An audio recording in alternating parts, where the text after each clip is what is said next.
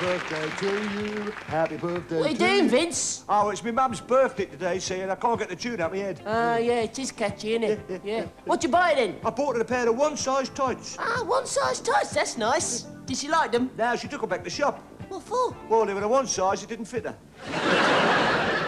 So what was the result then? 4-0. 4-0? Yeah. Cool. Hello, I'm here for my 3 o'clock appointment. I think you've made a mistake there, lady. Your appointment's 3:30. There's no mistake. I booked for 3 o'clock, and 3 o'clock is when you're going to do my hair, whether you like it or not. Oh, excuse me. We'll soon sort this out. I'll get my appointments book.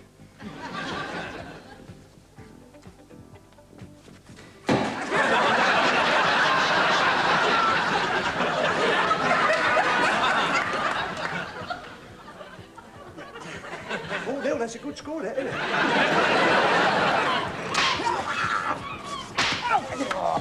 Hang on, Captain. We're working hard here. Why do you keep doing that? It's the first mate's birthday today, so we're having a whip round.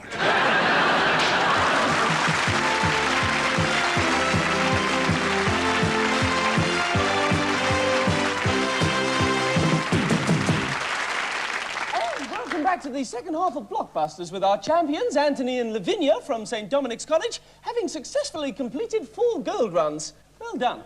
But under a great deal of pressure from our challenger from Highfield Remand Centre, Geronimo Jr. Well, if I can turn to you first of all, Anthony and Lavinia.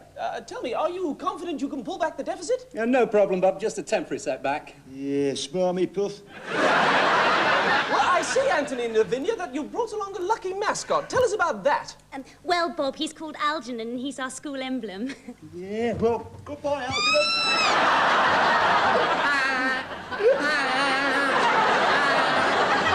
Settle down, Geronimo.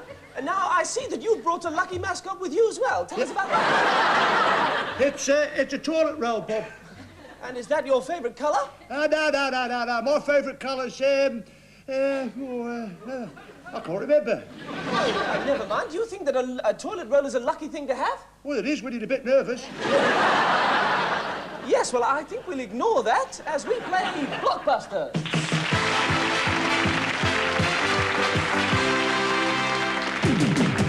Well, the E's flashing, which tells us that it's an E question. So, fingers on your buzzers. What E, everybody, is the opposite of difficult? Geronimo. That's easy, Bob. It's the correct answer. Edna. What? My Aunt Edna. Yeah, she lives down Fishpond Street, right? And my mum reckons that the fellow that lives opposite is difficult. Well, I'm sorry, Geronimo. Edna is not the correct answer, but the first thing you said, easy, is. So I suppose I can give it to you. Oh, that's ridiculous. He didn't know the answer. Shut your mouth, you, otherwise you'll follow your mascot. So, Geronimo, it's you to choose. Can I have a pee, Bob? No, there's a Q. Oh, well, I won't bother then. Well, it's still you to choose, Geronimo. I'll take the round one. You mean the letter O? Yeah. Right. What O, Geronimo? What O, Bob? It's the question. What O, everybody, was the name of a Dutch royal household and is associated with Prince William? Lavinia? Orleans. No, not Orleans. Bad luck. Geronimo? Orange, Bob. It's the correct answer. Well done. No, orange. That's my favourite colour.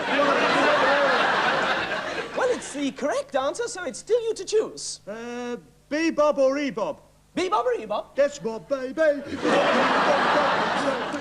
Well, Geronimo, you're still in control of the board, just, so what are you going to go for this time? Give us a G. A G? Yeah, it's like a K, but it's got a squiggly figure at the bottom. What do you mean a G? Did you hear that, Lavinia? Give us a G.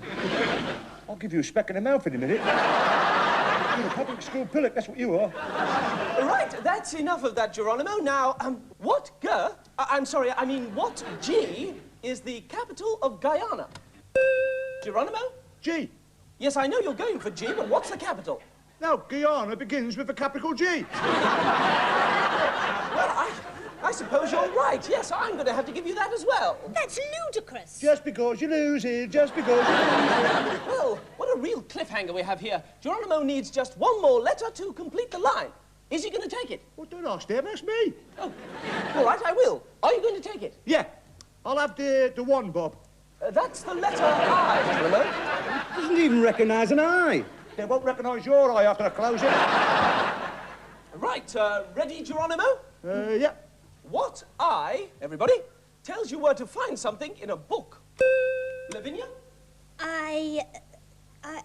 I've forgotten. I've forgotten is not the correct answer, Geronimo. My finger's stuck in a button, Bob. Which one? Index, Bob. Is the correct answer. We have a new champion. Can I go for that pee now? Yes, you can, Geronimo, but not tonight. You'll have to wait until tomorrow when we come back to play Blockbusters.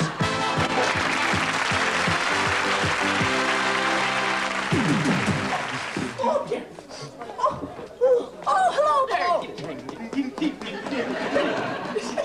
The top of the morning to you. Good luck, good luck, good luck, good luck. Good luck to you two. What can I be getting for you?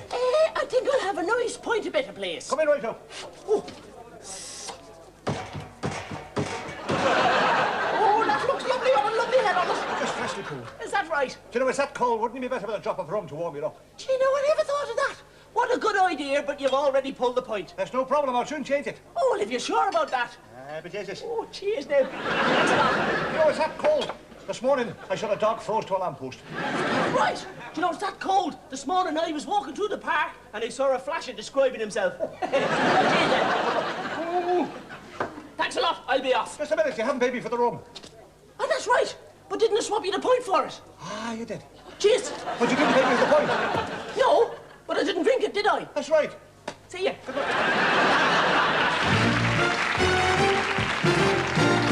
Good morning. Sorry to have kept you waiting. Now, Mr. and Mrs. Bumworthy. You've come to marriage guidance. Now, would you mind telling me in your own words where exactly you think your marriage has gone wrong? Well, it's her. She's unreasonable. She keeps insisting on the cat sleeping in our bedroom. What's wrong with that? It keeps chasing me pigeons.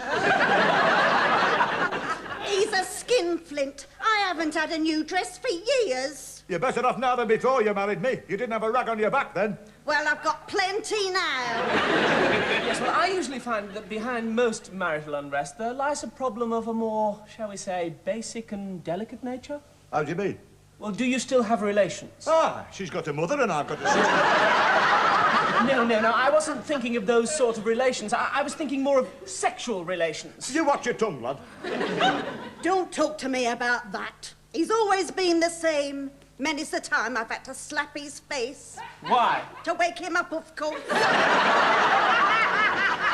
It's all her fault, you know. She keeps uttering them three little words. What, I love you? No, don't touch me. Well, have you tried to do something to improve the situation? Ah, we bought a waterbed. And what happened? We drifted apart. I see from my notes that Mrs. Bumworthy has gone to live with her mother. How's that affected you, Mr. Bumworthy? I can't sleep. What, you miss her? No, she's taken the bed. Mr. Bumworthy, do you actually love your wife? No, I've never loved her. Then why did you marry her? I was drunk. Well, surely over the years that you've been together, you must have developed some sort of attachment for your wife. I have. It fits over her mouth.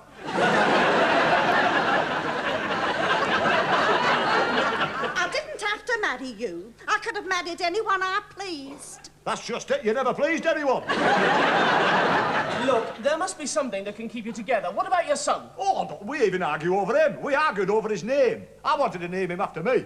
Who ever heard of a little boy called Daddy? I wanted to name him Stephen. Every Tom, Dick and Harry's named Stephen. Look, I'm sorry, Mr. and Mrs. Bumworthy, but I just can't help you build a stable marriage. We don't want a stable marriage. Why? What do you find in stables? Excuse me. Hello? Look, I've told you not to ring me at work. All right, I'm having an affair with my secretary. I took her out for a drink last night. Well, it's better than coming home to you. I mean, the place is a mess. You never tidy up. Excuse me, What about my tea the other night? Excuse me. What? We better go. You're obviously having a lot of trouble. It's a disgrace.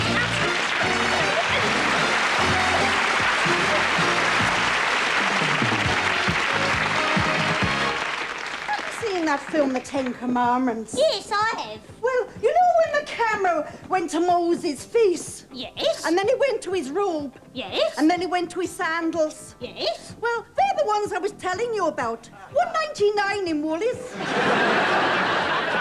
Hold up, Bert. What? Look at this. I found a wage packet. Oh, boy. Here. What does this X at the bottom mean? That means he's put a full week's work in and he doesn't want any publicity. Cheerio, Barman. I shall see you again. Hope you're not driving home like that.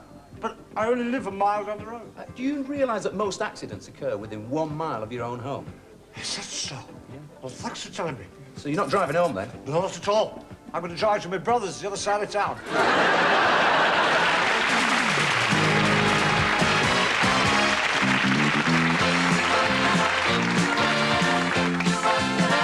Baby, let me be. Let it be. Your loving centipede. Centipede. Just let me crawl up your bedroom wall. 'Cause baby, that's all I need. Just let me be. Oh, let it be. Your centipede. Your centipede. Centipedes are cuddly. They are cuddly. Centipedes are sweet. And they're sweet. And you'll always know when I will show by the patter of 100 feet. So let me be. So let it be. Your centipede. Your centipede. I don't want to be a slow one, 'cause slow ones need a shove. I don't want to be a locust, 'cause locusts ain't the focus of your love. But centipede, Centipede. are number one. Number one. When you step twice, slow and nice, and baby, I will do the ton, so let me be. So let it be. Your centipede. Your centipede. Yeah, hit that guitar, man.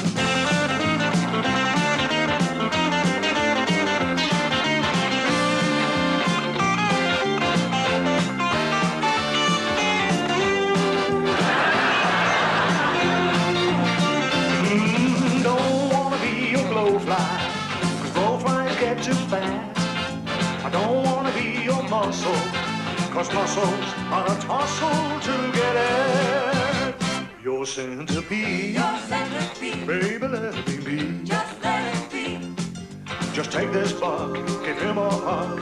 I'm begging on 100 knees, oh let me be. Oh, let it be. Your centipede. Your centipede. Oh baby, I just wanna be your centipede. Yeah!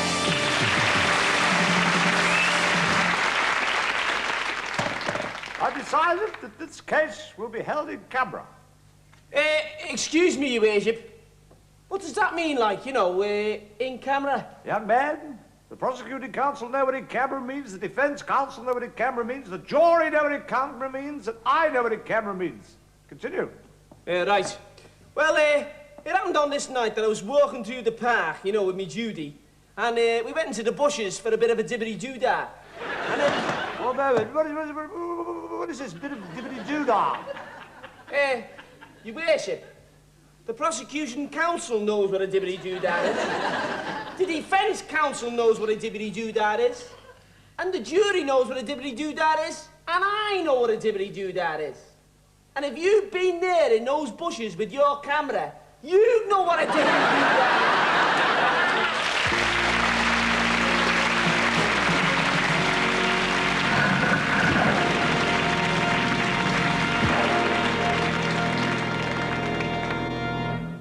Sir Holmes, this is the tomb of Tutankhamun. Not Tutankhamun, Wimpy, you fool. Tutankhamun. It's where my father met his end. Damn clever trick. Was he a contortionist? No. He came to Egypt to look up some old friends. So he was a contortionist. No, he was an archaeologist. You remember Holmes, the famous archaeologist, Lord Elpis. Yes, indeed. You must be Lord Elpis' daughter, Evangeline. You can call me Evan. Evan Elpis. God Elpis. Now, my dear, your father's body was found in this very tomb without a mark on it. Evidently, a victim of the curse of Tutankhamun. Do you suspect foul play? You mean he was killed by a chicken? Wimpy, go and see a doctor. But I am a doctor, Holmes. Well, get a second opinion. Now, we must look for clues. My God, Holmes, your eye. No, Wimpy, I'm me, your eye. Magnifying glass makes your eye look huge. It makes everything look huge, my dear. It's been a great comfort to me over the years. What's this? It's a note. Will Pharaoh go to the British Museum immediately? Your mummy is seriously ill. Is it a clue, Holmes? No, it's an old joke. Look. Oh, hieroglyphics. No, lowerglyphics. Yes. Your father, my dear, was killed by a midget.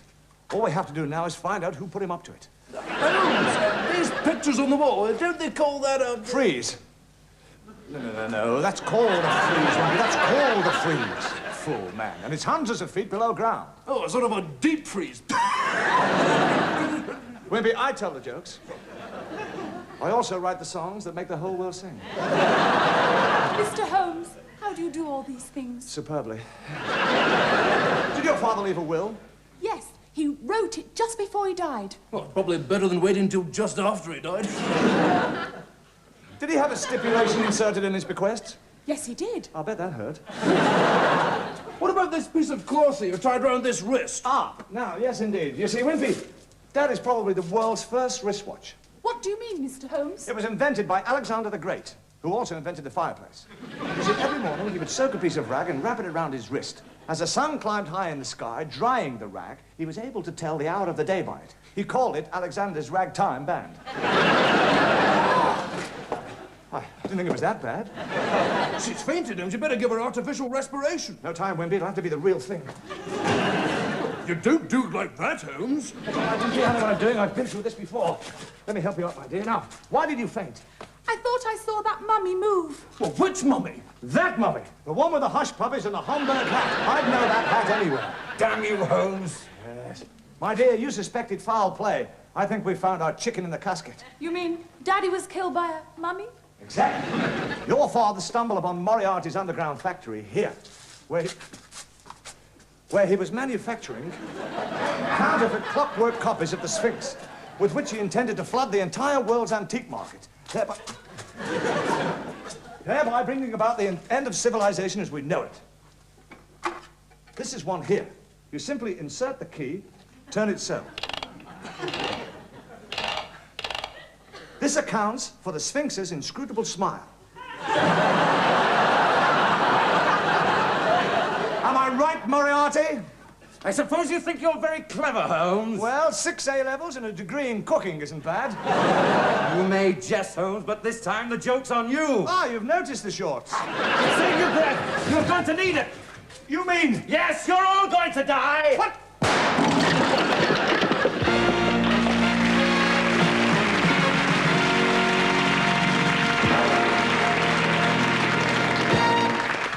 Fella next door kisses his wife every morning before he goes out. Why can't you do that? They've only moved in 2 weeks ago. I don't know her that well. Morning. Morning. Lovely old village. Aye. Are you the oldest person around here? No, old William's older than me.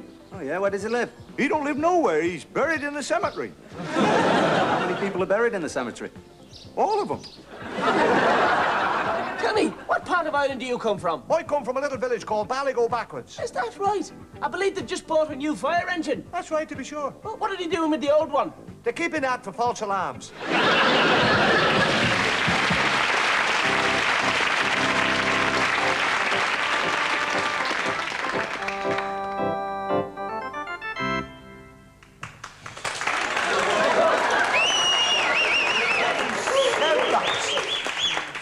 Thank you so much. Nice to see you through, Yes! Good. What a marvellous congregation, yes. So much happy in the funeral we've just had. Anyway, don't stand on the ceremony, take a pew, all right? I'm the vicar with the most. Yes, it's Bruce, your heavenly host, all right? Dearly beloved, well, enough about me. Now, we're gathered here together to join this couple, all right? Now, if there's anybody in the congregation has any reason or just cause why this couple should not be joined together in holy matrimony, let him speak now or forever hold his peace. All right, then? Good. All right, then we'll begin the ceremony. All right, my lad, then, what's your name? Karen Susan Jane Frobisher. All right, dear, well, I'll just call you Karen. All right, my lad? And what's your name, sir? Michael Stephen Phillips. All right, then, Michael and Karen. Where are you from? I do. Hold on, dear. Wait, she's keen. We haven't got that far yet. I don't know where they're getting from. I really don't. All right, Michael, now, where did you both meet? We met on a Club 1830 holiday. I do. She's at it again here. Listen, Karen, everybody on an 18 to 30 holiday does, all right? We all know that. I don't know, you've got the nerve to get married in white, for goodness sake. Now, right, then we're going to join you two together. We're going to answer some very simple questions, right? And if you answer the questions correctly, then you get a chance to go for the honeymoon in Mallorca. Anyway, good luck to you both, all right? Right, right then, Karen, now, listen to this carefully. Now, Michael, wilt thou take Karen as their lawful wedded wife, right? Well, they'll love, honour and keep her as both, for as long as you both shall live. Now, think about that, Michael, because, I mean, it's a long time, isn't it, for as long as you both shall live? What do you think, then? Come on. I will. I will. Good. Good, it's a correct answer. Good, yeah, well, that's marvellous. You're off to a good start, right? Now then, do you, Karen, take Michael, right, as the lawful wedded husband? Would you honour and keep him, right, in sickness and in health? Yes! Excuse me for a moment. I must insist there's no help for the congregation, all right? Particularly the bride's mother. Goodness, is it? No, so. Oh, dear. Think about this, it's sickness and in health. I mean, he could be ill for some time, love. I mean, a lot of people could find that, you know, a bit difficult, couldn't they? What do you think? I do. Oh, good, yeah, good. Oh, good, right, we're off to a good start, all right, then? Well, let's have a look at the old board, shall we? All right, then? Now, let me explain this. What happens on the old board is when we start off, right, with the first one, and we'll give you the 2, right? Now, we'll give you the start. Right. Now, you want to answer some simple questions. The first one to get to the end of the board, right, and turn the last number over correctly, right, gets to sing the favourite hymn, which is All Things Bright and Beautiful. Oh! All right, now, all right, we'll give you that 2 to start with, all right? Let's go, then. All right, right. Oh, yeah, here we go. All right, then. Now, then, Karen, we asked 100... I've got the question here. Hang on, I've got the question here. Right, then. Now, then, Karen, we asked 100 of Michael's old girlfriends, right? Was Michael the worst lover they ever had? How many of them said he was? Oh, I should think that'd be pretty high. What do you mean? There's no fighting, no fight. Wait till after you're married. Now, what do you think there? How many of them said he was? 90. Well, yes. Well, the actual answer was 3. Yeah. I must admit, I was quite surprised myself. Mind you, the other 97 had probably forgotten him.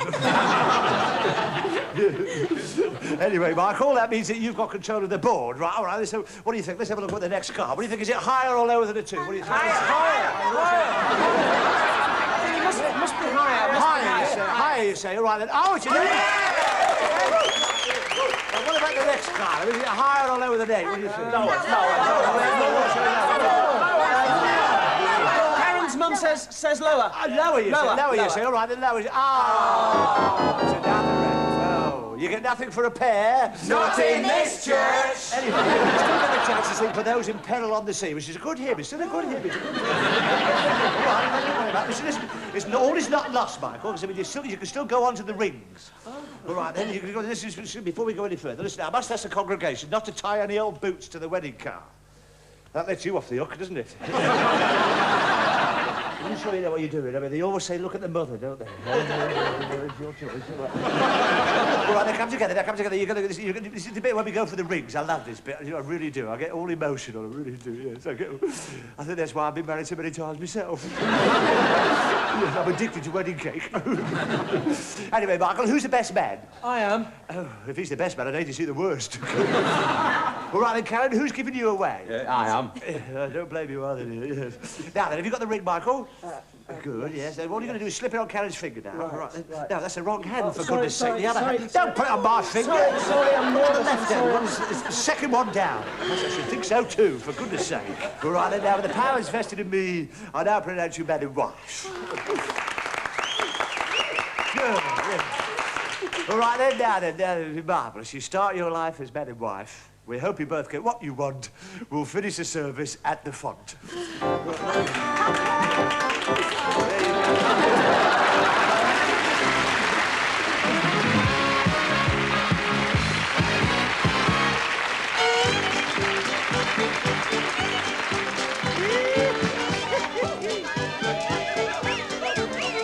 We're a bluegrass family up in bluegrass country, and we're proud to be hillbillies, yes, by gosh. We play banjos and we sing, we can do most anything, but the only thing we never do is wash. 'Cause there ain't no bathroom in the bayou, and we ain't got no showers in our shacks. As we sit here in the dust, we just can't help from feeling musty, 'cause we never take the clothes from off our backs. to eat fried chicken, but that bit of finger licking is the only kind of washing that we do. The resultant atmosphere tends to thicken up round here. Have you ever wondered why our grass is blue? 'Cause there ain't no bathroom in the bayou. The only water here is in the creek. And that creek so doggone cold that before you are very old, you're content to sit out in the sun and reek. Now the Clintons feud with Walkers, and the Walkers feud with Chalkers, and the Chalkers feud with Browns, know what I mean? But our biggest enemy is the Thompson family, 'cause them dirty low-down Thompson folk is clean. But there ain't no bathroom in the bayou. There ain't no hot and cold where we belong. Even though we may like feuding, we don't go for that brooding. We prefer to sit around the place and pong.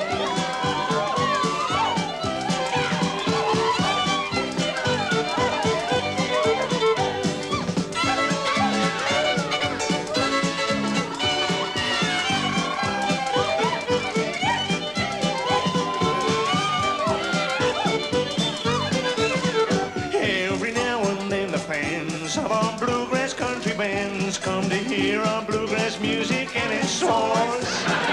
But they keep well to the west, and if they've got a request, they just signal it in semaphore and Morse. 'Cause there ain't no bathroom in the bayou. There's a certain lack of sanitation where.